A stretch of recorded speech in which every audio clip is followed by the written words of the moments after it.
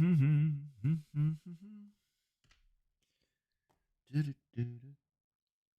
are, back with another live stream. Where have all my permanent markers gone? I don't know. Here it is. This one. Hello, hello, everybody. Today is not your regular scheduled live stream. In fact, this is not scheduled at all. I just had some inspiration last night. And today I'm going to be talking about the core mechanics of Superatomic. I have been percolating and thinking about them for a long time because there was some stuff about what I had planned that I was not that happy with. Hey, Voices from the Dark. Hey, Moondog. Let me just pop into regular. Hey, how's it going? So yeah, today we're going to be talking about some Superatomic RPG. You're first, yeah, that's right. Hey, Robot Monkey. So I was thinking about using the D6 system from West End Games back in the day. I don't know where I put all that information. West End Games ran the Star Wars RPG for a while. They used a D6 system, and the only problem that they had, particularly in regards to a supers game, is that you could get dice bloat from dice pools. I've got my microphone in the way. I hope I'm not like blooming you out, blowing you out. Morning, good morning. Tips Imaginary Hat, hello. Hey, Sunzu, haven't seen you for a while. Sunzu? Charles, how's it going? Hey, Shakescan. Yeah, so the problem I had is that that system had a lot of dice bloat. It had a lot of like one set of dice for this, one set of dice for that, and it just didn't gel really well. And what I really love is I love D10s. I love percentile systems, and I liked Palladium Books' Heroes Unlimited, but I thought it's like we need to get away from using D20s and D10s and D12s and D8s and D4s and all that sort of stuff just because they're there, right? Because Dungeons and Dragons use them. Hey, Swan May. Hey, from the US, don't play D&D, but I enjoy the lore. Thanks for the content. Hey, you're most welcome. You should definitely enjoy the latest series of videos that I've got called Derailed Adventures, Derailed Fantasy, where there's no rules, there's no world setting. It's just me telling stories, adventures. It's designed for people who are running tabletop games so each chapter of the video is like 1 hour of gameplay. But for people who don't play role-playing games, it's just me telling a story. Yeah, it's been a while for live streams. I had one last month, and yeah, I just pop in when I feel the need. Yeah. So everybody dig into those RPG videos. So Superatomic, yeah. Okay, let's get into the planning stage here. Ta-da! So you can't basically see anything that I've written on this thing here. So I'm just going to be talking about it. So it's a D percentile system, which means that you use 10-sided dice. And the reason why it's called Superatomic is atomic is the stats for the game, which are agility,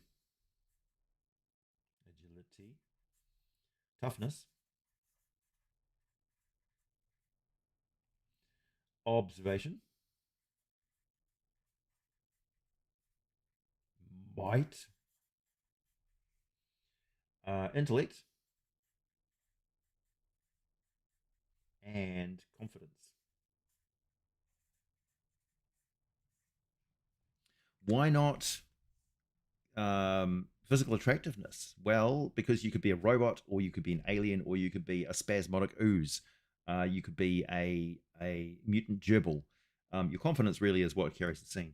Your intellect basically is your memory and piecing things together and using your learned skills. So that's drawing from memory, using your long-term memory and stuff like that. Observation is basically what wisdom is in Dungeons and Dragons. I think wisdom is poorly named in Dungeons and Dragons. What it is it's observing your environment around you and being aware of things. That ties in very nicely with agility, which is your nerve conductivity speed. Your toughness is basically your endurance, your stamina, your get up and go, your gumption. That includes your intellectual toughness as well, which separates it from might, which is your physical strength and ability to move and lift things. So you may be agile, but you might not be very fast unless you're very mighty as well. And that's about it, really. It pretty much covers everything.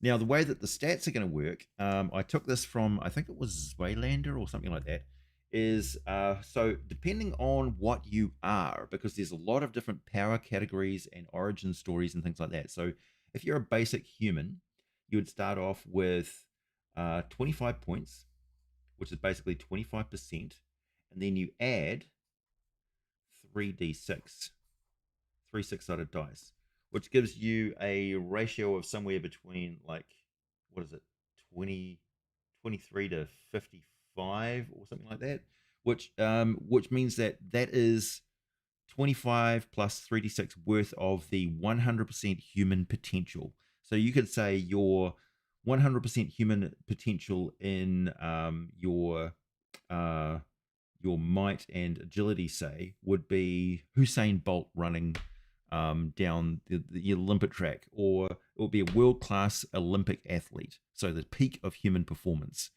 And that's as high as it goes in that tier. So the normal, ordinary human tier of your base statistics, right?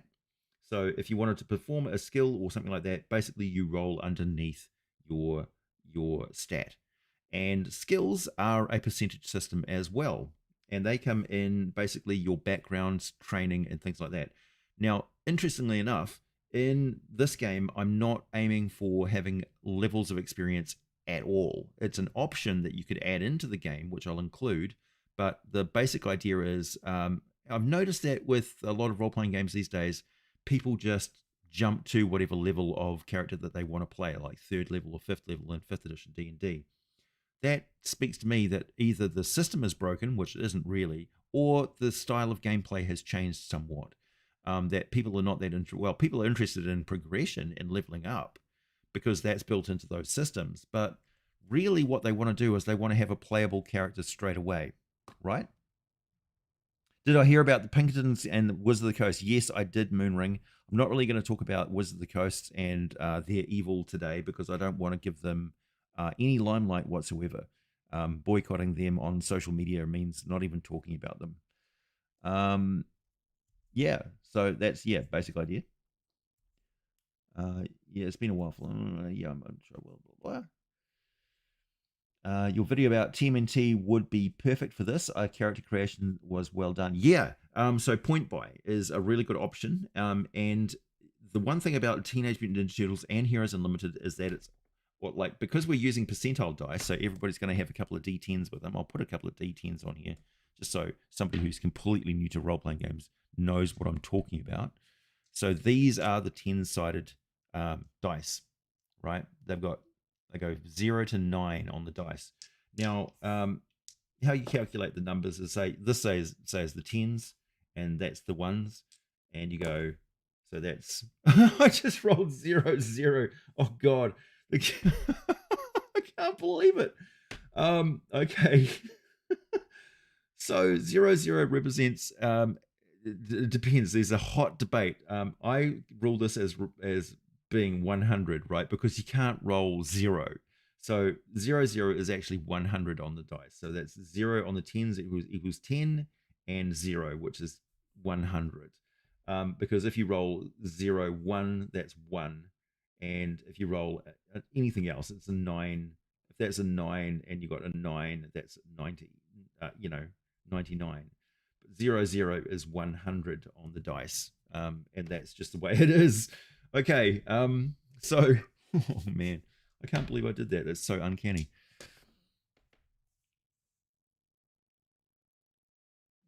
By the way, I'm running a campaign in the world I made. Nice, Moonring. Very well done.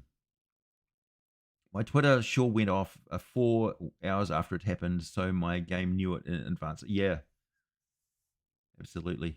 Haven't caught one of these in a while. How are you doing, AJ? I'm doing really well. So my health is good. I'm on some blood pressure medication, which has improved my general health overall, which I think was pretty important because my blood pressure was just ridiculously high. Also, I take lots of really cool supplements. I take, get this, you're gonna laugh. Okay, so one of the medications I take is cordyceps mushrooms. Cordyceps from The Last of Us. That's right. It's a traditional Chinese medicine that's been around for a very long time. Cordyceps is actually a really common fungus in the animal kingdom, and it doesn't affect humans. But what it does do is, because cordyceps is the one that takes over insects and takes over their nervous system and makes them climb up a tree, and then a spore breaks out of their head and sends spores all over the place. But what it does is it also releases lots and lots of chemicals into the body of that insect to keep them going. So it's actually full of mushroom made supplements that are designed to make animals live through duress. So it turns you into an absolute monster. Um, I also use Neogenics NeoBrain because they sent me a whole bunch of these a long time ago, and this one's actually pretty good. Um, I don't know if it has any sort of major effect, but it doesn't do any harm. And yeah, I've just noticed a little bit of short-term memory improvement on this one. And I also use this is Brain Fuel, which is basically a mix of different things. And I take a multivitamin in the form of, like, fizzy good, taste nice Barocca, we call it. This is Barocca mixed with a little bit of orange juice and Red Bull. So, also, good old coffee. Coffee. I drink coffee as well. I tried going decaf, and it sucked the life out of my soul. So I decided not to give away caffeine because, yeah, why would I do that to myself? I actually want to enjoy my life. Yeah, I'll be the first zombie. That's true. Hey,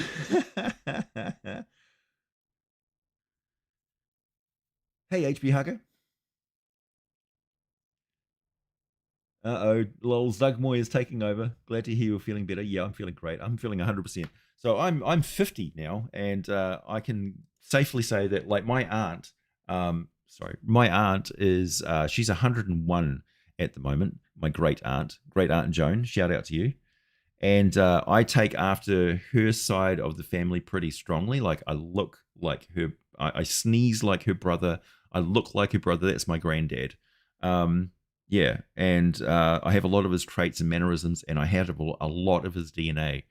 And he was unfortunately taken from us pretty early because of cancer and stuff like that, from like farm chemicals and things like that.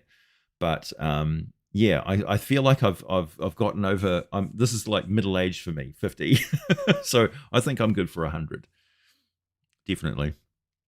And that means that I've got a lot of time to create cool shit. Yeah, yeah. Hey Suzanne, hey, how's it going? I'm glad you got some time to join us, Suzanne. So yeah, my great aunt is doing great. She's sharp as a tack, man. So like, you dare not play games with her, but games of cards or anything like that, because she'll absolutely kick your ass. If I taught her Dungeons and Dragons, she would figure out a way to beat me somehow. Okay, so Super Atomic. We've got our base stats there, and so you can roll checks against your stats. Pretty easy, like 5th edition D&D. You can make a straight up agility or a toughness or an observation, a might, intellect, a confidence check, and you're rolling against your percentage out of 100. And of course, you have lots of modifiers, and I prefer to keep things nice and chunky. In 4th edition D&D, when you're, and this is where we get into the damage system and stuff for and why I like Palladium and why I like some stuff about 4th edition and how I'm going to combine the two together, because I don't want to use hit points and stuff. I want to stick with percentages.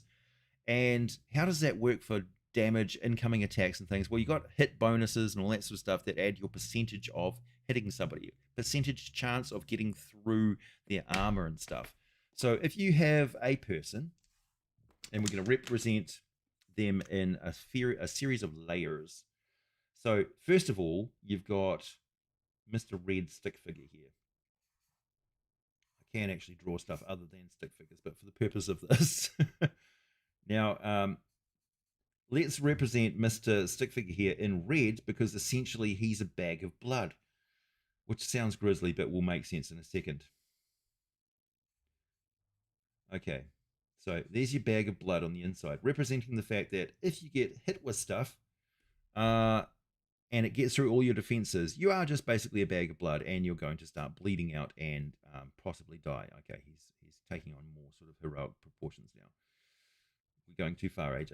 Stop drawing. Okay, now outside of Mister Heroic here, we have a layer of green,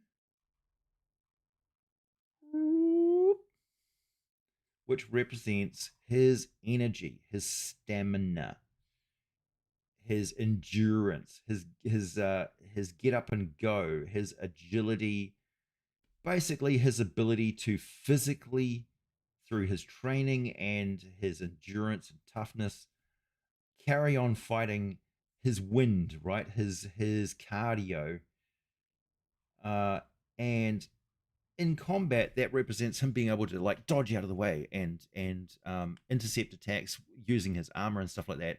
His fighting ability, his gumption, and in Dungeons and Dragons, that's actually what your hit points are.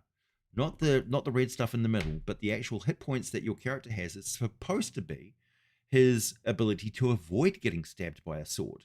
Because you don't get better at getting stabbed by a sword, people.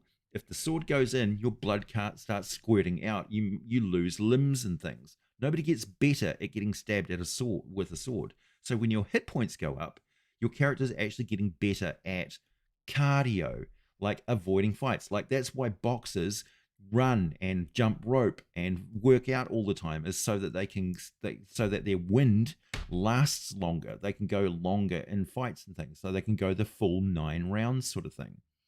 That's what this green represents. So this percentage would be their percentage of stamina. The and when it gets down to their actual body points here, that percentage of body would be their percentage of actual health left, their percentage of blood left in their body. So you would have your body percentage is blood loss. Whoop. And then your, so let's call it we could call it cardio, or we could call it energy, because you may not be a flesh and blood person. You may be have oil or vital components, if or electronics, or electrodynamic relays, or structural stuff if you're a robot, because this is a super atomic game. You could be all sorts of stuff. You could be ooze, you could be solidified starlight, we don't know. So your percentage of energy, represented by a little lightning bolt here, and then on top of that you would have physical protection.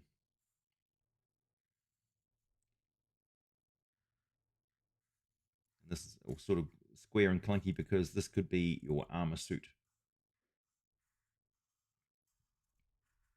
Could be an exoskeleton. This looks terrible.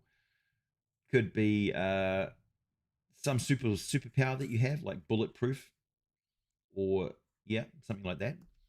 So this is your armor, essentially. Let's not overcomplicate it.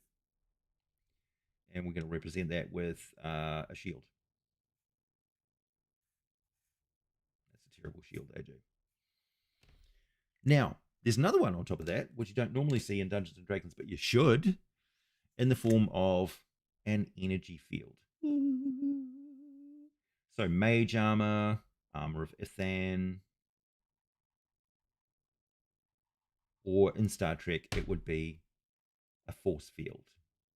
In fact, a lot of different sci-fi games use force fields. Traveler, Black Globe Generator, Infamous.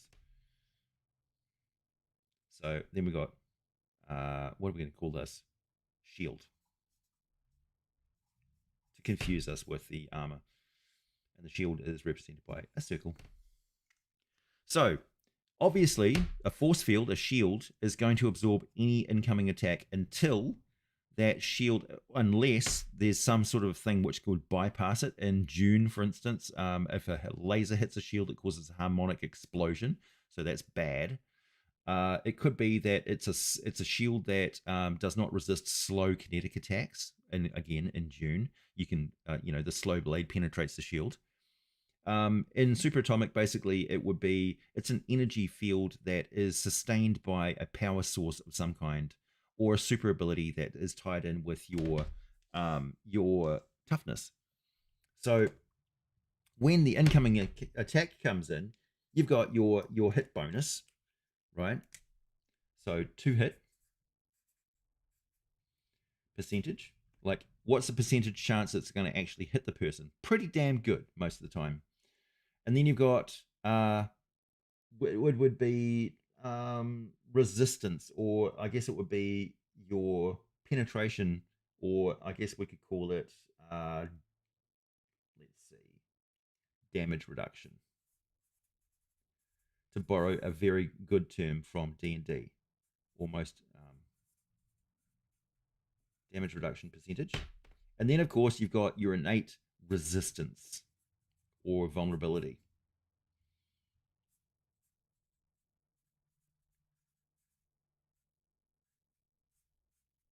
So they're all percentages. And these things are represented by, essentially, you break it up into half and quarter. Now, here's the cool thing.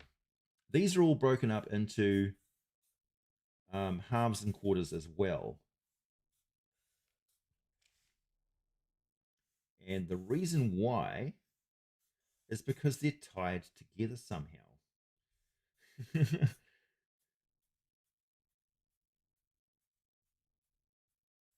This is pretty easy to get once I explain it. So, and we're going to call this full, and this is in D&D in 4th edition, we'll call this the bloodied line. Bloodied. And we also invented another term in my home game, which was when you get down to a quarter, which is fucked. You are fucked. Full, bloodied, and then you're getting close to fucked, and then it's just like, uh-oh, bad news. Now, if your armor or something like that gets down to half, it will start affecting something else. So if your agility is knocked down to half, it's also going to take out a little bit of your might, maybe. Or if your intellect is blasted, your observation is going to be affected too. So if something is knocked down by half, another one loses a quarter. You get what I mean? So it starts to affect other systems, because nothing exists in a vacuum by itself. If you get your toughness blasted, your agility is going to be affected. It may affect your confidence, something like that. Yeah, so it is ablative. Yeah, that's the term.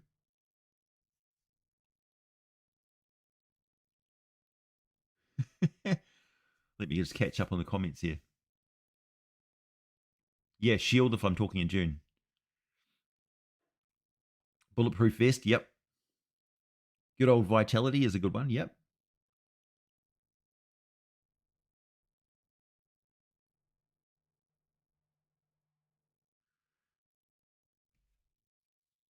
Hey, Dragonus Xavier. I'll see you later, Moonring.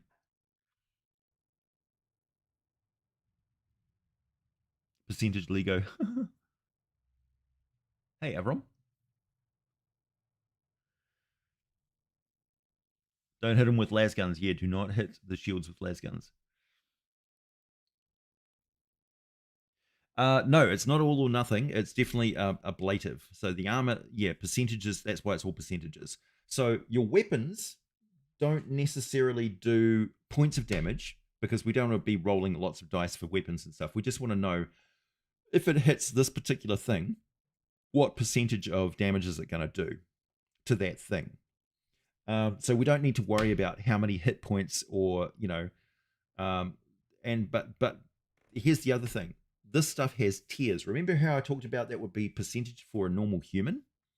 Well, what if you're a walking tank? What if you're made out of titanium steel? What if you're a amoeba? You know, you're in a different category of damage or of attributes and things like that. So we have different tiers in Super Atomic because I like that. Because somebody with a baseball bat is not going to take out going to be able to take out a an Abrams tank. You know, they're just not going to be able to.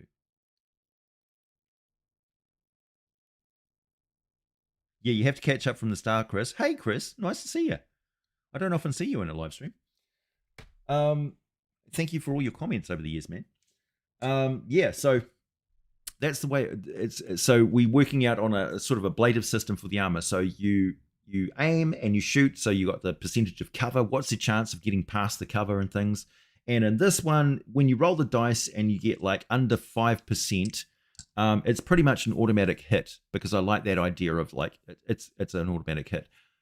It's not a critical though because we handle criticals a different way with Super Atomic, and this is common with percentage systems. I've looked at a few different percentage systems. Also, shout out to James Desborough Grimm for helping me out last night. I asked him a question and he answered pretty quickly.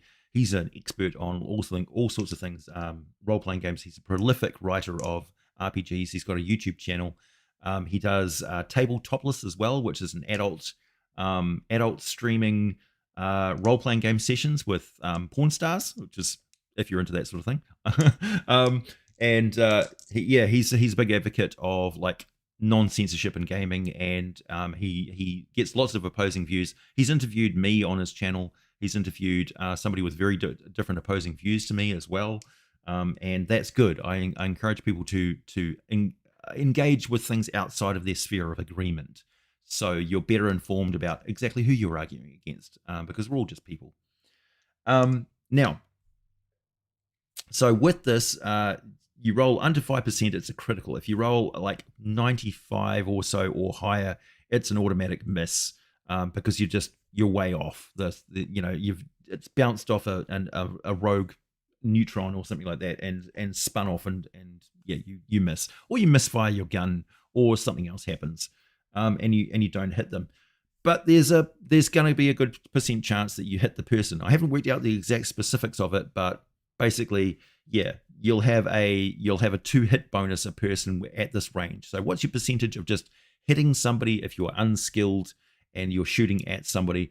Well, it would be down to your basic like agility or something like that. So you may have a ballistic skill, or you may have a melee skill, and that's a percentage chance of hitting somebody. If you're not trained in using any, like if you've never picked up and fired a gun at all, you're still going to have a good chance of hitting somebody if you're just pointing at them and shooting generally.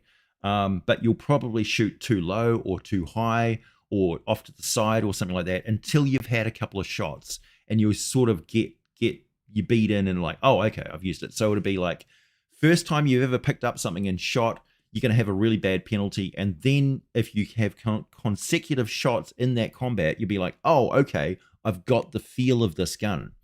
So I don't see that represented in role-playing games very often either, the fact that you can pick up skills on the fly while you're playing the game, like while you're actually doing something. Like if you start driving a car and you've never driven a car before, you may crash it, but you'll generally get the idea of this feeling, okay, I've got it. So the number of successful skill checks you have start to improve your skill immediately in the game.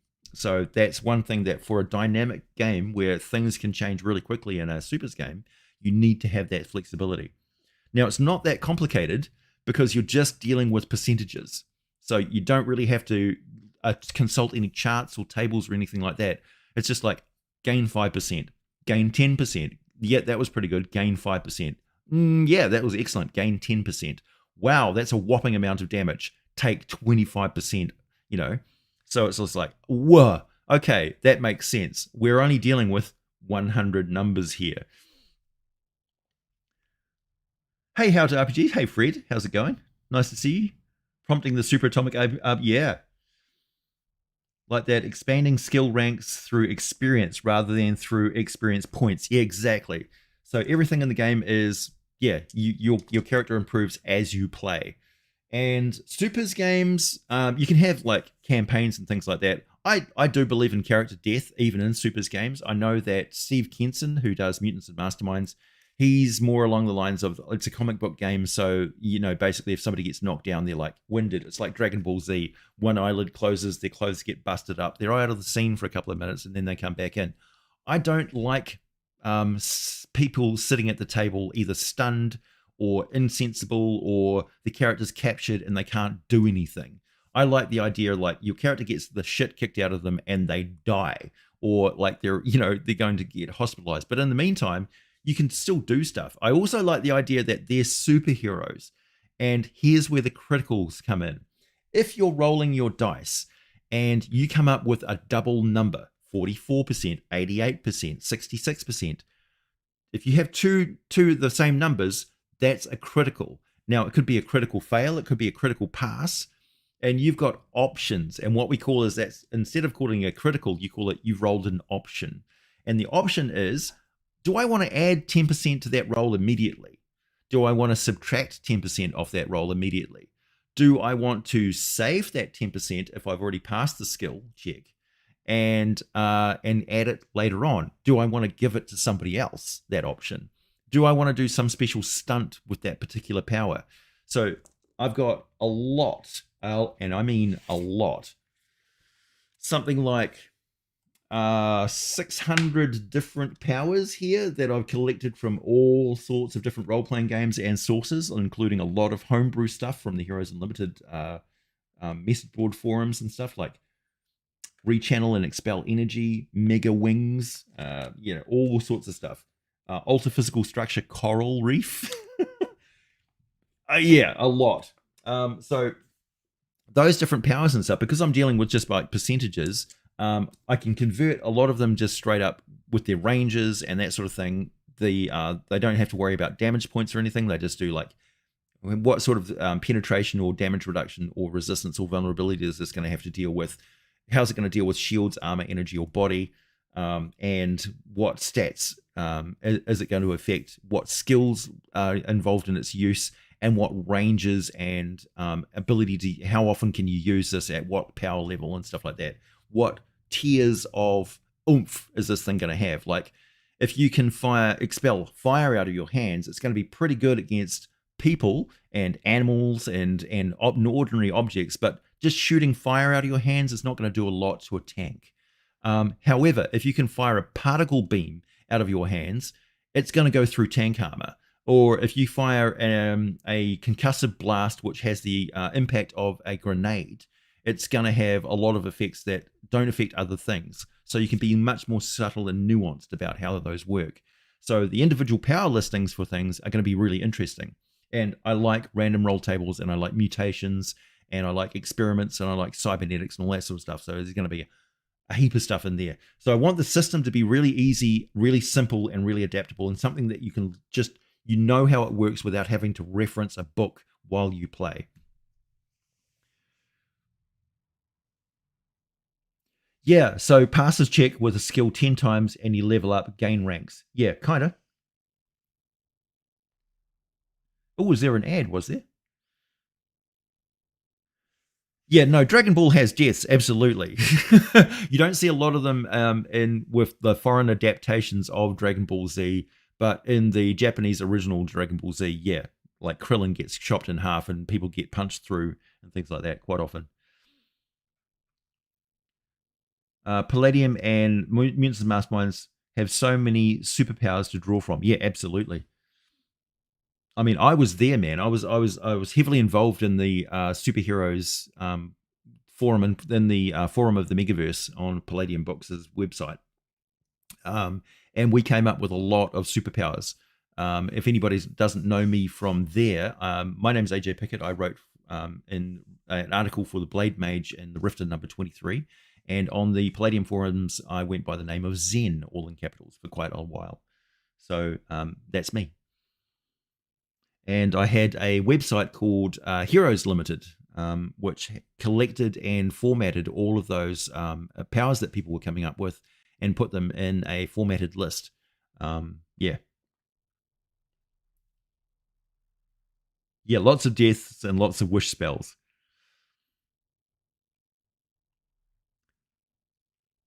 Yeah, so in Heroes Unlimited, the skills and physical training that your character does affects their stats. So when you build your character, you're rolling for your base stats, and they're within a certain category. So you never like bad or good. I like the idea of having traits that are both negative. You can have negative traits or good traits, or you can take on a negative trait to build a better thing. And in that regard, the point buy system for bioenergy points from Teenage Mutant Ninja Turtles and Other Strangers, Road Hogs, After the Bomb, that's Eric Wujic's system for Palladium, is really, really good and inspiring. Like, I like point buy systems, but there's not a lot of points to deal with here. There's just percentages. So you could say, okay, let's say you've had an arm blown off. That's obviously going to affect your agility quite severely. So a big percentage of your agility would be taken away from that. But I don't agree that somebody who has had an arm removed for a long period of time is going to be affected overly much by that, because they've compensated in different regards. And so that's true of a lot of different disabilities. Like somebody who's blind, for instance, they may have other compensatory methods, and particularly in a supers game, they may have cybernetics, or they may have learned echolocation, or all sorts of other things like that. So I don't know. I'll probably consult with people about disabilities and handling differently abled people in the game, because I'm not too trusting of my old school sensibilities when it comes to bonuses and discounts and things, and people gaming the system that way. It's a lot easier to deal with like cybernetics and things like that, which are like known quantities. So if you've got a fiber optic camera which has got night vision, that's got a set range and things like that you can deal with. Echolocation and the range of human hearing is a little bit more nuanced.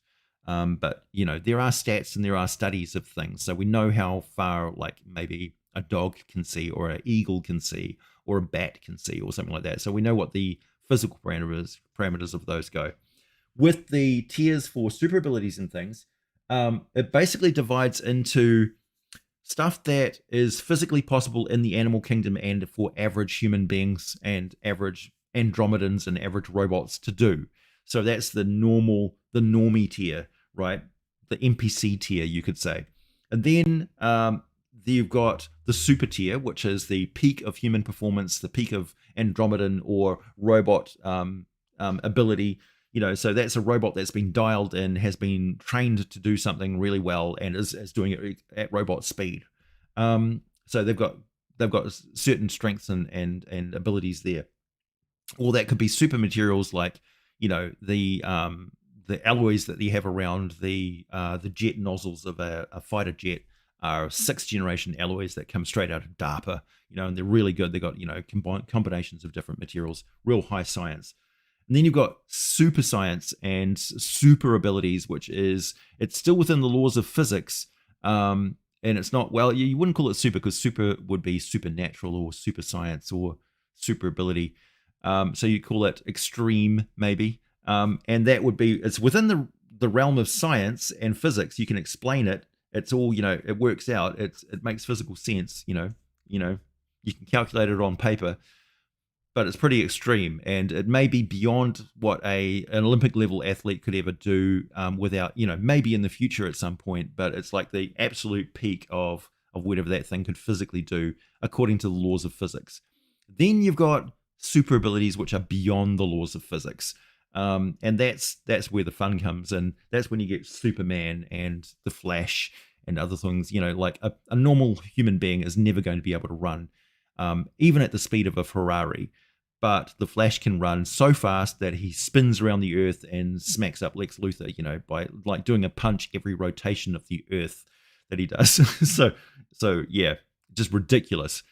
And maybe a tier above that, I guess that would be him performing stunts with his critical rolls, right? He's rolled doubles, and he's saved them all up. And he's saying, okay, I'm going to spend one of my saved up options for every punch that I do against Lex Luthor.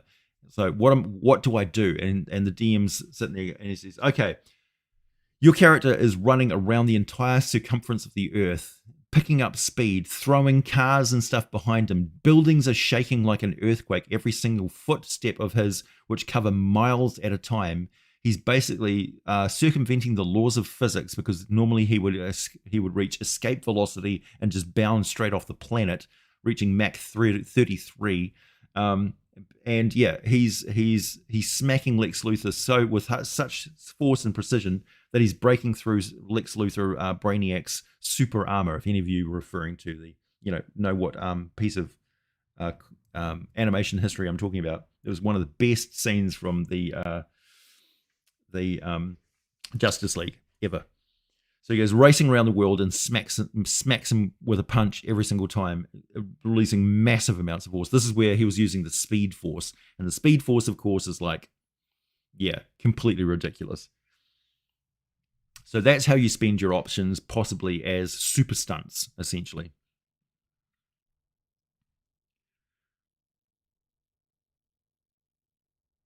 Yeah, Teenage Mutant Ninja Turtles was a lot of people's first game, really, and it was fantastic. Yeah, lots of different animals. So in Teenage Mutant Ninja Turtles, if you haven't watched that video of mine, the BioE system goes like this. You got a mouse. It's got lots and lots of potential bioenergy. It's got 80 points of bio points, and those can be spent on making it bigger, smarter, with more human features.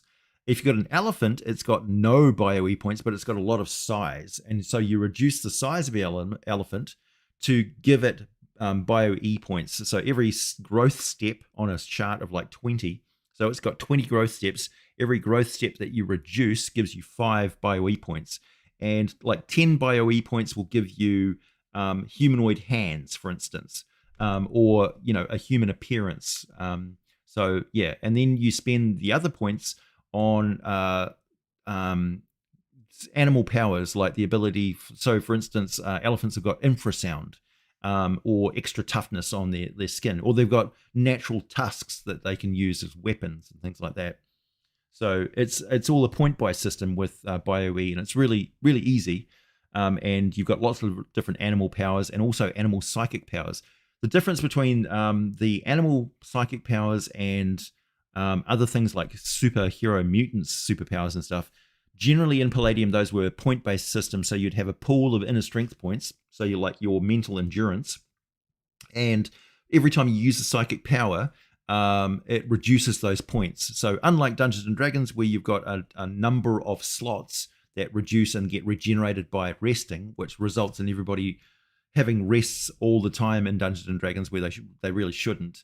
Like I don't really like short rests in D&D. They don't really like. They make sense because you're sitting around having a cigarette and just like sort of, whew, shit, man, that was crazy. But doing that in the middle of a dungeon and stuff, and not having all the monsters get ready and then charge you and just keep you off your feet all the time. Like I would definitely always have a kobold somewhere, or something, or gnats, or poisonous insects, or quicksand, or something like that, which makes sure that you don't rest, at any time.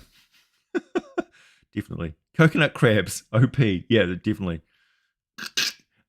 Yeah, so in this one, the point buy system, well, like points buy for the superpowers, because you've spent these bioenergy points, and they're really quite expensive because you reduce your growth steps. So you may be like 5 feet tall, but you've got telepathy, and you don't need human speech. So you haven't spent points on having human speech ability because you're an elephant, right?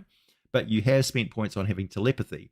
And you can use telepathy all the time because it's built into your DNA of your character.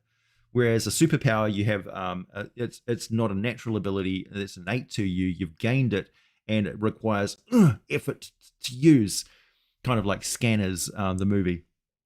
So animal powers are generally on all the time, and you can use them as frequently as you want, which makes them much more powerful than a limited point pool worth of stuff. In Super Atomic, you may have a percentage cost if you do like option feats outside of normal. So it may actually reduce your stamina a little bit, or might reduce your observation or your intellect if you use mind powers too much, or if you're contesting against somebody else with mind powers, or they have a lot of resistance that you're trying to overcome. So that's representing your character going trying to get through their defenses, whereas with normal people they'd just be like, I'm going to stun that person, slap that person aside with telekinesis and stuff because they're not very heavy. They don't have any normal, psychic resistance. They're just wide open to it. They're just schlubs, goons.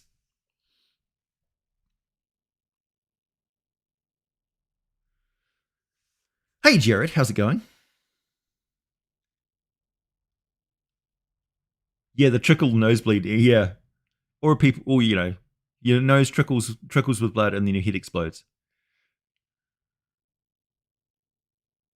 Yeah, when you're the weakest, that's when the dungeon shows its fangs. That's a good. That's a good line.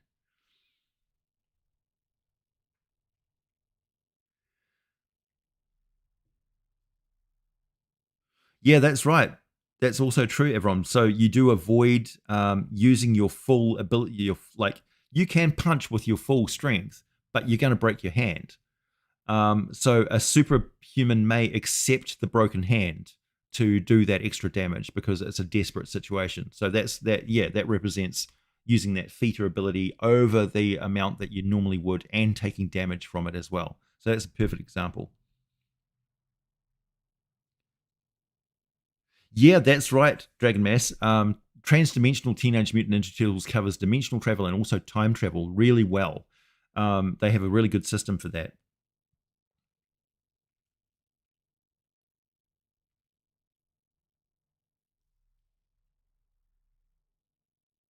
Hey, that's okay.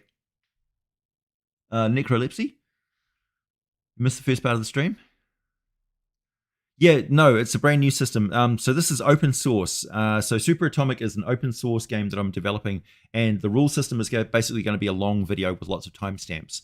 And I will be producing PDFs of my fantasy adventures, Derailed Fantasy, but I'm getting the format of those correct before I do that. But at the moment, they're just open source and available for anybody who watches the videos. All the artwork in the games is also going to be open source, generated using AI, which means that I can't copyright or own it. That means anybody can use it. It also means that I'm not stealing anybody's artwork, and it also means that I can do it for free. Essentially, I'm just paying Mid-Journey my subscription fee. I can't afford, you know, to spend hundreds and hundreds of dollars and wait months and months of time for commissioned artists to do their work when I can just do stuff for free because I'm releasing it for free anyway. So no Kickstarter for the game book or the game system. It's just going to be ready when it's ready, and I'll just release it for everyone.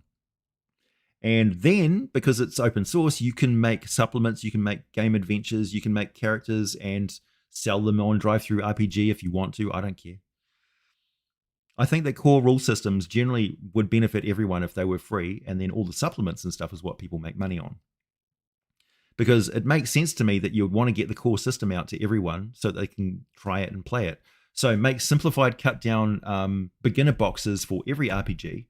Don't worry about all the lore and all that sort of stuff. Just give them basic rules for free for people to try it out and play at their table. And then if they like it, then they can buy supplementary stuff. You know, that's really how we would beat corporates because they can't do that. Well, maybe they can, but they'd be loath to. Their shareholders would be, well, why are you giving stuff away for free? I want to earn dividends. And they'd be like, yeah, that's true. We need to monetize everything. So yeah, let's fight them at their own game. That's what I say. Let's do something they cannot. Me, I'm a creative person. I can make RPGs. You know, I've been playing RPGs for damn near all of my life since I was 11 years old.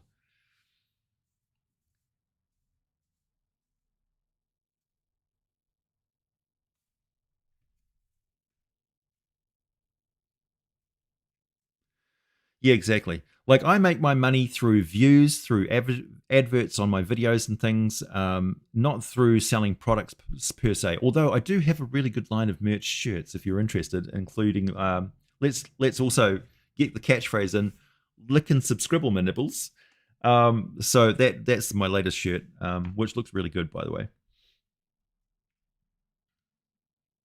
That's also a bit of a shot over the bow of Wizards of the Coast because they they prosecuted and had a legal case against a company that I work with over in China because of the use of the word Mind Flayer on one of their dice packages. And Mind Flayer, of course, is not actually copyrighted or owned by Wizards of the Coast. Illithid sure is, but Mind Flayer shouldn't be or isn't. And definitely the design of the squid faced humanoid is yeah, they may think that they own it, but they really don't. But what they do is they prosecute companies overseas using corporate like laws, copyright laws, and what the way it's set up in America, whether you're aware of this or not, is you have to fight those cases in America. Otherwise, you automatically lose. And so you have to spend money to get an American lawyer in American courts to fight it for you. And that's really fucking expensive. It's like $30,000 just to contest a copyright that they don't even own. So they will prosecute you on a case that they know that if it goes to court that they will lose. And this is what Hasbro and Wizard of the Coast do and have done and continue to do and were doing even after during the whole OGL thing. This case was even as they put Mind Flayer into the system reference document on page 96. Go check it. It's right there. So it's open source for anybody to use, but they still prosecuted this company because they're assholes.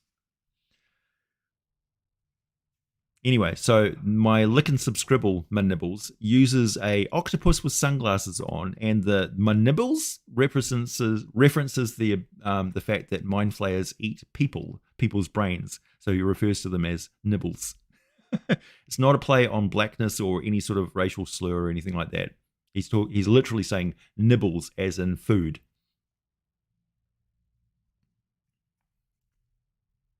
Yeah, and of course my deeply nerdy shirt. Yeah, and yeah, I knew I wasn't going to. I said I wasn't going to talk about Wizard of the Coast, but we have to talk about the Pinkertons thing. So Pinkertons is a private security firm. They're armed, and they went around to a guy's house because he had bought a product which he thought was a legitimate Magic the Gathering release box set of cards.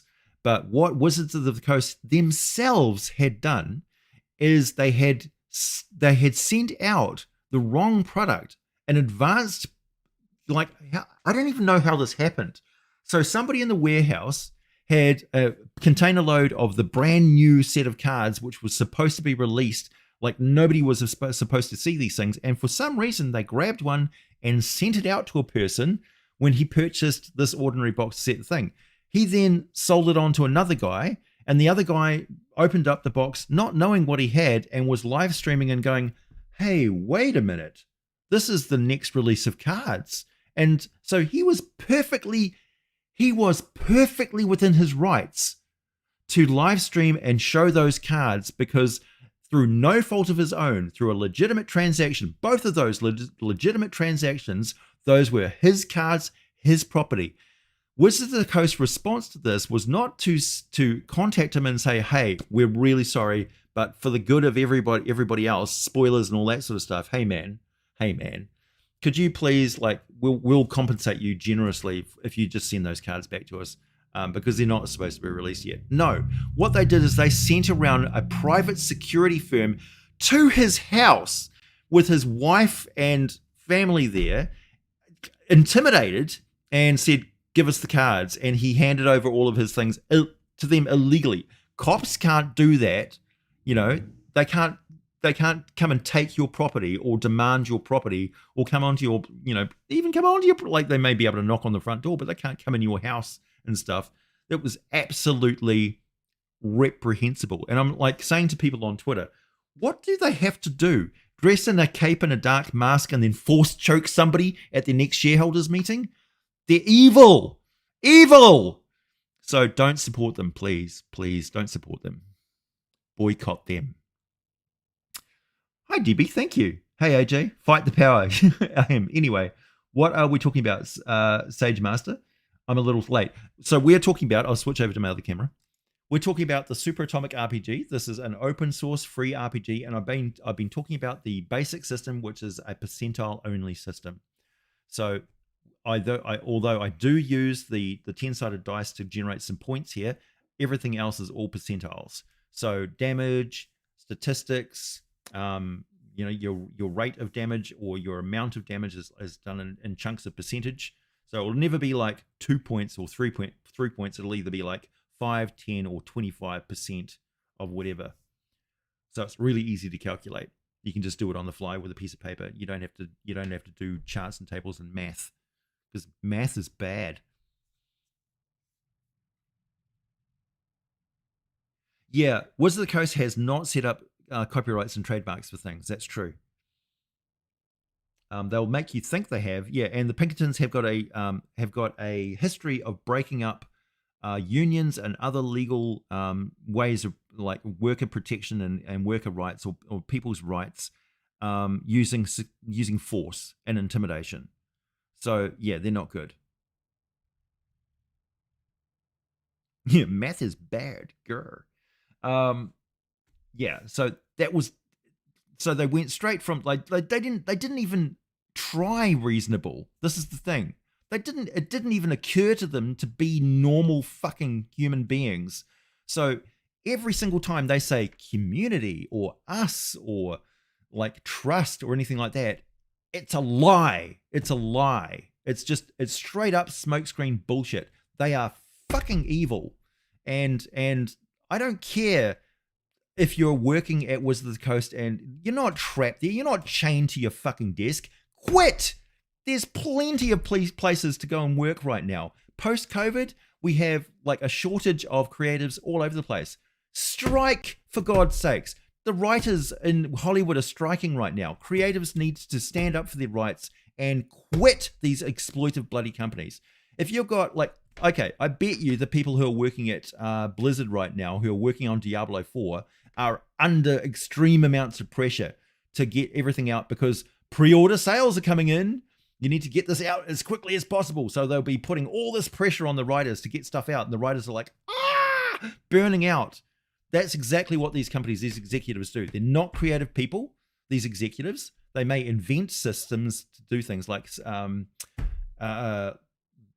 Williams, who's in charge of things. She's got a patent for checking on order systems to identify where something has disappeared from the supply chain going from there to the customer. That's her claim to fame. She is a hired gun who is a specialist that they bring in to do a job, and that job is to turn digital assets into money. That's her job. She is not a person who's involved in role-playing games. She's not a person who does any sort of creative stuff like this. She's a person hired to make money out of digital product. The other guy that they've got working at Wizard of the Coast, he's a gamer, and he is, again, he doesn't understand that role-playing games are not a fucking video game. He doesn't even accept that. He's just like, oh, it's all the same. He refuses to play tabletop role-playing games at the company.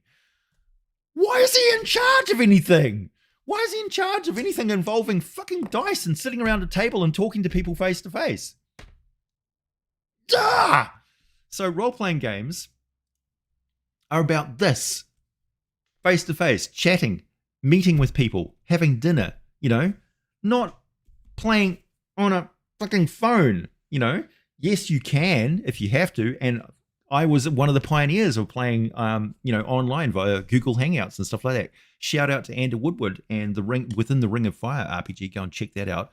Fantastic writing, by the way, in that book. Absolutely brilliant. So Andrew was one of the first people, probably the first person ever to do an actual play.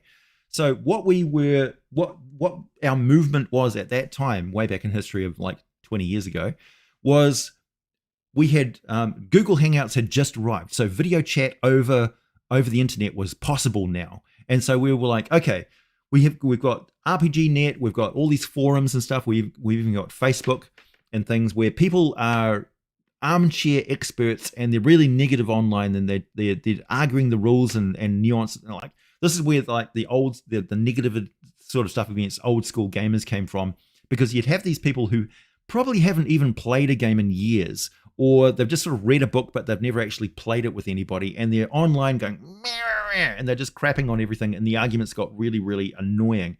And so we said, look, the people who role played and played games on a regular basis went, okay, look, this is not helping anybody. Anybody who's new to the hobby, this is completely unapproachable. It's a really toxic, negative environment, and they just, like, a simple question gets shat on by these armchair experts. So we're going to show people how to actually play these games, what it's like to actually play role-playing games. And we're going to say, okay, put up or shut up. So either get online and show us you playing the game so we can see that you actually know what you're fucking talking about, or just shut up and get off the forums, essentially. And that was the motivation to start actually doing actual plays. It was like a counter to the thing. And that was exactly the origin of Dungeons and Dragons in the first place. And this is something that a lot of people don't know. So Dave Arneson was a wargamer that was a young guy that was sort of new to the scene in Geneva, Lake Geneva. And he was a brilliant guy. Like, he researched and knew where all of the ships in a certain time period, that a lot of war games like Napoleonic or whatever, he knew where every ship in the world was located at that time in history through sheer research. He didn't have the internet for that. He read it, he looked it up in all these books and stuff. Tremendous amount of research. And so, because the wargaming scene at the time was like, no, the Prussian soldiers didn't have tassels there, they had them here. No, their bayonets were only 6 inches long. Like, what does it matter for a war game? But these guys were really pedantic about all of the stuff. You notice this in role-playing games, they still are. Whenever you talk about firearms and stuff like that, you'll have guys coming in going, well, muskets aren't capable of that. It's like, fuck off, we have magic missile. Who cares about muskets and stuff? No, it's not overpowered. We have fucking fireball. Are you kidding me? So they will deliberately ignore a big elephant in the room and argue one specific little thing to just the absolutely mind-numbing annoyance. And Dave Arneson hated that shit. So he said, look, I'm sick and tired of playing these games where you just argue with me about the facts all the time. So I want to play Lord of the Rings. I want to play Elric of Melniboné. I want to play, Slain Warrior from 2000 AD. I want to play fucking Beowulf, and so they've got dragons and they've got supernatural stuff and things like that. So I'm going to make a game system that we could do that. Gary Gygax pretty much did the whole fantasy thing, but Dave Arneson had a separate group of rebels, essentially, who were a think tank that just home ruled everything. Like, they homebrewed stuff and they ignored all of that slavery to convention. Because they were sick and tired of the rules lawyers, essentially. And so D&D's been plagued by rules lawyers, when in actual fact D&D was made to silence rules lawyers, to include fantasy, to include role, to include homebrew, to break away from this obsession with overly real stuff. And yeah, I've gone off track a little bit, but that's the basic general idea. At the time, we were like, look, we need to have actual players to silence the people who are armchair critics and armchair experts about D&D, and actually play the games online, and show people how role-playing games actually are. And so, although you'll see Critical Role and Acquisitions Incorporated and those guys say, well, we're responsible for the resurgence of that. Yeah, you're standing on the shoulders of other people who did it before you assholes, you B-grade actors.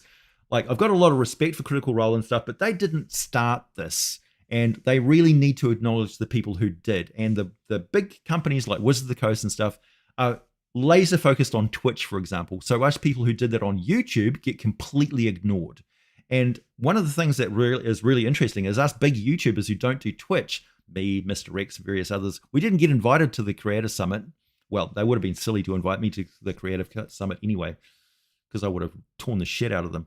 But still, yeah. And they're very focused on Twitch, and the main reason why they're focused on Twitch is because D&D Beyond, I think, came through the company that also owned Twitch. So it's always been tied at the hips with Twitch. And even though Twitch is like an inferior streaming platform anyway, because its audience is tiny compared to YouTube. So, I mean, how many people have I got in the chat right now? I guarantee it will be more than most big Twitch streamers have on their streams. Anyway, preach. Yeah, I wasn't supposed to do it today. I was really trying to avoid. But yeah, I'm passionate about this stuff. So Super Atomic is a shot over the bow using a video format on YouTube as a book, right? Because print is limited. Even PDFs and stuff like that are kind of annoying. I'll have PDFs as a supplement that goes with it, but why not just have timestamps in the description and just take it to the section so anywhere you are, you can just listen to or watch the rules and pick it up immediately. It's like if you want to know about this superpower, go to minute number 55 to 56. Bam, there you go. That's the super ability. I don't have to flip a page. I just go click on that timestamp. Bam, there's the stats for the power in front of you on your device, wherever you are connected to the internet. Or you could even record the video. I don't care. Yeah. So yeah, they're greedy and they want to turn the game into a electronic platform. Essentially, they want to they're not going to take over from Roll20. They're not going to support any other game systems on that platform. It's all going to be microtransactions to buy this latest asset, this power effect. That's why they were super against anybody using animated spell effects and things like that, because that's obviously where they want to make all their money. That's where the microtransactions are going to be. It's clearly obvious. It's like, oh, no, you can have a role-playing game that looks like Dungeons & Dragons. You just can't have an animated spell effect. It's like, because we'll sue you. And they will. They absolutely will. Yeah, the EA business method. Yeah, so all I can say is people, stop pre-ordering things, because you're just hurting writers. You're burning them out. You're literally burning them out. And they're forced to crank out like half-made stuff, and then they're under the gun to finish it, and then release it as downloadable assets afterwards. And it's like, you're buying a half a game. Don't pre-order to go into a beta. It's not an advantage to be in there. You're just being exploited. You don't get to play it before everybody else. They're just releasing it before they should. Okay? Stop the smoke screen. Stop sniffing the fart gas, people. Stop drinking the fucking Kool-Aid. Stop pre-ordering stuff. Stop prepaying for things. Stop allowing them to shit out crappy games. Stop supporting uninteresting, rehashed, copy-pasted code. Get them to actually make stuff. Who cares if it takes them three years to code and make a new Diablo? You're paying $100 for 2 days of playable content. Do you know how many days we played Diablo 2? We played it for half a year and it didn't get old. It took a long time to play through the solo campaign of Diablo 2. How long did it take you to play through Diablo 3? A couple of days? A number of hours? 10 hours maybe? That's ridiculous. Sure, it was pretty, but I mean, AI can make pretty stuff these days. Come on. All right, we're going off track. How long have I been online? An hour 25. It's time to wrap it up anyway. So we get the basic idea of Superatomic. Cool Pickett. I'm going to do a little bit of a shout out for, this isn't a promotion because it's my own product. The product testing for the second generation, if you look on the shelf behind me, over there. So those are, I'm going to go and grab one. So these are silicone rubber battle mats, right?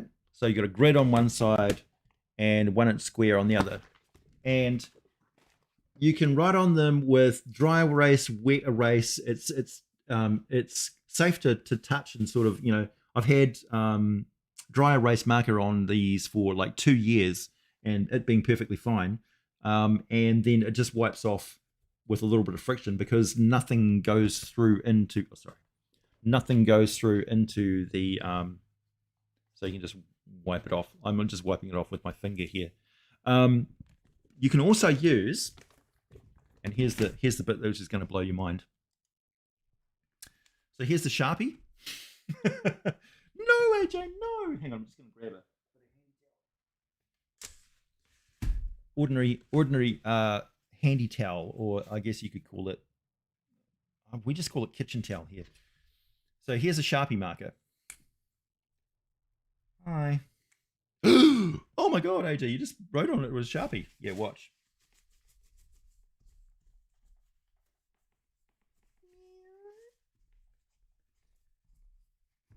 Bye.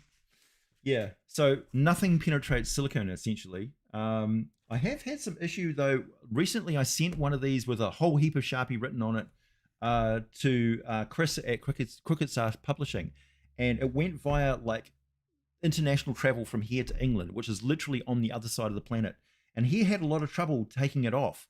I'm not sure whether it was because he was like trying tissue paper and water, but he tried all sorts of different techniques and he had some residue stuff left over, like it was like it, but it isn't soaked in. It was just like residue that wasn't coming off for some reason. So maybe I don't know. That's the only time I've ever had any sort of issue with it.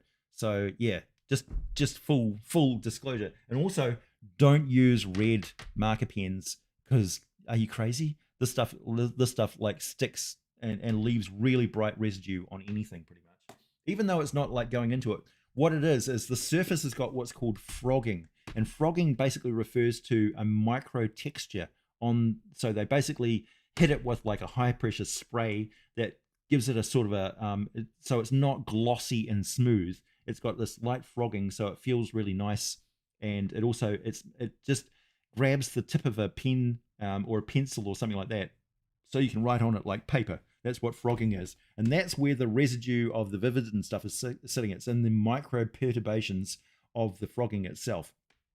So what you basically do is you just apply pressure, and it flattens out the frogging, like stretches it like a skin, and then it just wipes it off. The advantage that silicon also has is it's heat resistant and resistant to all sorts of different chemicals. It's inert and non-toxic, and it lasts for a very, very long time. So the idea is that this is 1 millimeter thick, which is really thick. So we're trying in our second generations ones that are under development in Shenzhen and China right now.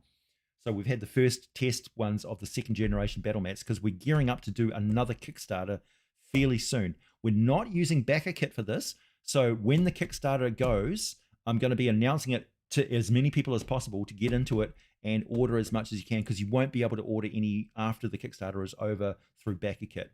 So you have to make all your orders while the thing is going. The good thing is because we're reducing the thickness of them, because these are just like over engineered. I mean, these things are indestructible. You can literally cook pizza on these.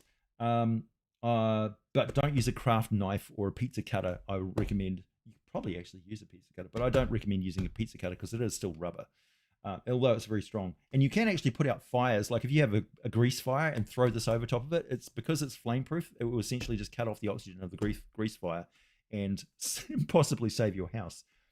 The other thing is hot melt glue doesn't stick to this as well. So you can use hot melt glue. Then get this, you can do an outline of hot glue in a frame, and then you can get 2-part epoxy resin like this, 5-minute epoxy. You know, when you mix part A and part B, you put a tiny little dab of pigment, food coloring or acrylic paint in there to make different colors of this epoxy, and then you basically paint it in or pour it in between the lines of hot glue, and then once they're set and dried, you just peel it off, and you can make stained glass windows for your 3D terrain. Yeah, you can do all sorts of crafting stuff with this. It's really amazing. Paint and everything, like every sort of glue I've tested does not stick to this apart from one, and unfortunately it's a fairly common one. It's super glue or gorilla glue. The cyanoacrylate does actually affect the surface of the silicone, so you can't use super glue. But that's about it really. Super glue and red vivid markers, and don't use red vivid markers over a long period of time before you wipe them off. You can use them temporarily for your game session, but you need to wipe them off, and you need to wipe them off with a fair amount of force. But wet dry erase markers, felt tip pens, pencils, ballpoint pens, all that sort of stuff work on this really well. And the cool thing is, as you can see, it just lays flat. It just lays flat. We've had small amounts of creasing with these sometimes because it's really thick silicon rubber. It's 1 millimeter thick, whereas the ones that we're working on in Shenzhen at the moment are 0.7 millimeters. So it's more sort of paper thin. It does make a difference. So you'll be able to roll them up and scrunch them up and throw them into your bags. I mean, they're great. And then they just straight out flat again. They're really good because they don't move around on the surface because of the frogging, which allows a certain amount of grip.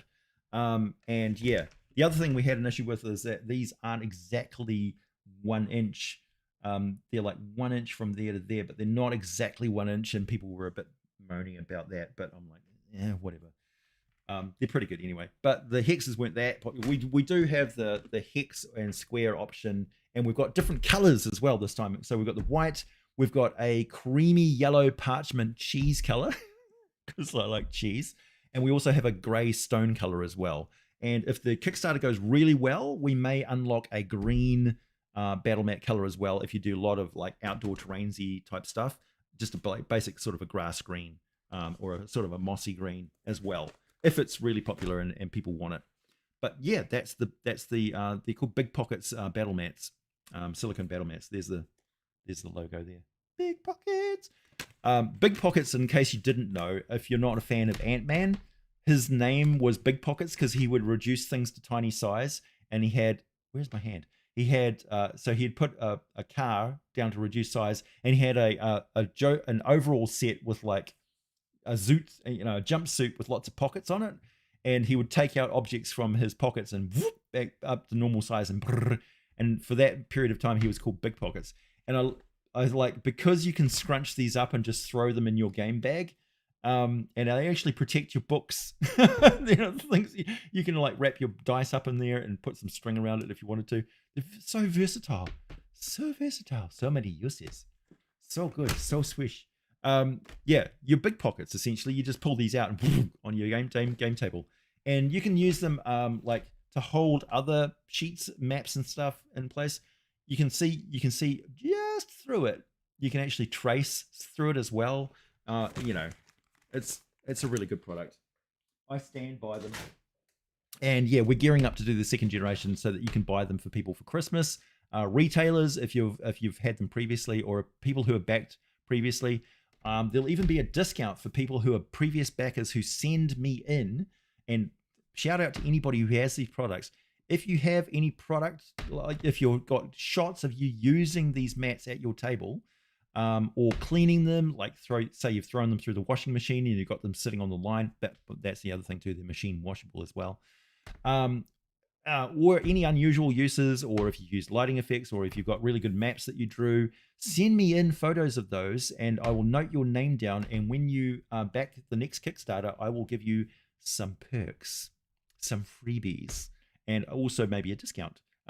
Yeah.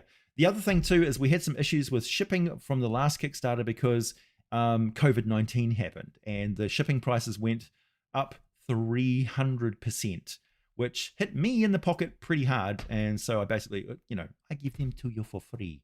So it basically cost all of my profits from the last Kickstarter, but I still earned a little bit.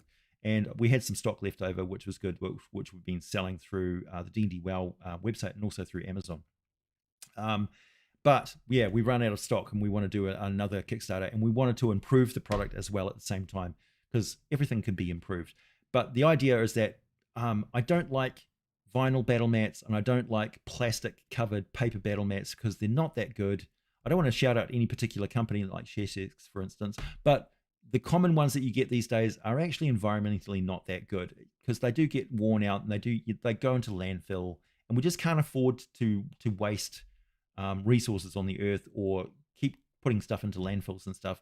So I wanted to make a product that, the old saying they're not as good as they used to be, or they don't build them like they used to. Well, we can build superior products these days. And I don't agree with this whole designing something to fail crap.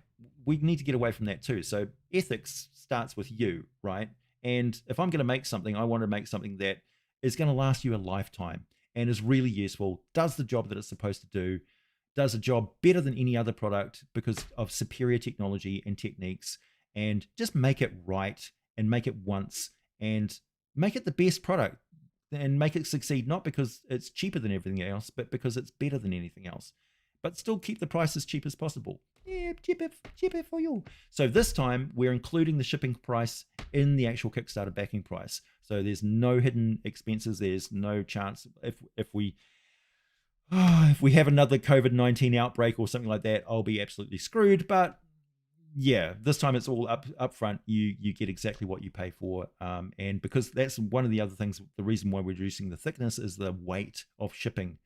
Silicon's really heavy, and so shipping it over international, yeah, we're mailing it out to people directly from the manufacturing site to reduce carbon cost as much as possible, and we're using shipping practices that are as efficient as possible. So it'll be shipping containers, or something like that, or yeah, directly air flight A to B, one sort of trip as close to target destination as possible. And so we're shipping internationally for the same price for everybody. We just calculate what all the differences in the different locations are, and yeah, we just have a blanket price that we put on there, and it's factored into the price of the backing. So there's no hidden costs essentially. So you back it, you pay once, you get the product when it's ready, and whoosh, we send it straight to your door. We don't have to go through Pickett or any other shipping company or anything like that. We're shipping it directly from manufacturing and distribution. So the quality, so the manufacturer makes it, delivers it to the quality check, and the quality check bags it and then sends it directly to you. So we're cutting out all the middleman, because like Pickett would cost an extra $1,000 on top of the campaign, for instance. So we have to put that into the price of the product to compensate. And so we want to reduce that as well and get rid of that, because I didn't have a very good experience with Pickett last time. They were more geared up for books and stuff like that, and not so much we didn't really see much benefit because we were seeing them directly out from where they were from. But anyway, you get the general idea. Thanks for sticking around, those of you, for that whole thing. That we're still product testing at the moment. We should have a accurate price.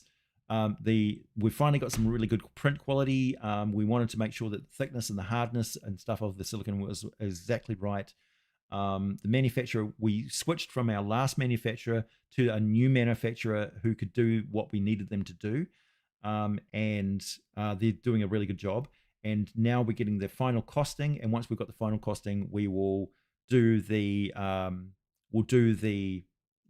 videos and stuff like that, and get the Kickstarter website all set up, and then launch and spread the word as quickly as possible for everybody to jump on board. So yeah, please stay tuned for that, and I hope to get those products out to you well before Christmas. If you're and if you want to buy it for somebody else and put their address in there, we can send it direct to their door, or send it direct to you wherever you are in the world, and it will arrive in a nice tidy little package for you. So thanks for listening, everybody. Here's Superatomic. It's still in development, but you get the general gist if you go back and watch the start of the video. Yeah, that it's all a percentage-based system. It's going to be open source for everybody, and yeah, I'm having a lot of fun making it. And I've got so many superpowers to process and stuff. But yeah, it's back on track. For those of you who were watching the Discord server, I got rid of the Discord server for Superatomic and also Godforge because, well, not many people knew there was a Godforge server as well. Superatomic, yeah, it is a collaboration with everybody, but there's a lot of stuff that I can just do myself. And also, yeah, it just was like a dead server with not much going on, and I just felt a little bit self-conscious that nothing much was happening on the surface. Yeah, but it is also this is now a section of my Discord server where the Gluminati, which is the YouTube members, channel members, and also Patreon members, get special access to a special section of my Discord server, and included is my development board tab for Superatomic, where they get to see me writing all the stuff and creating the art assets and all that sort of stuff for it. So that's interesting. And shout out to Dorse and Dave, who are helping me out with this as well, and all the other creatives who are interested in and helping out with the thing and doing it for free, because they are uber cool. Okay, thanks everybody. Catch you later. Have a good day or evening, or as we say on the internet, have a good now. And I will be back with more for you, as always, very soon.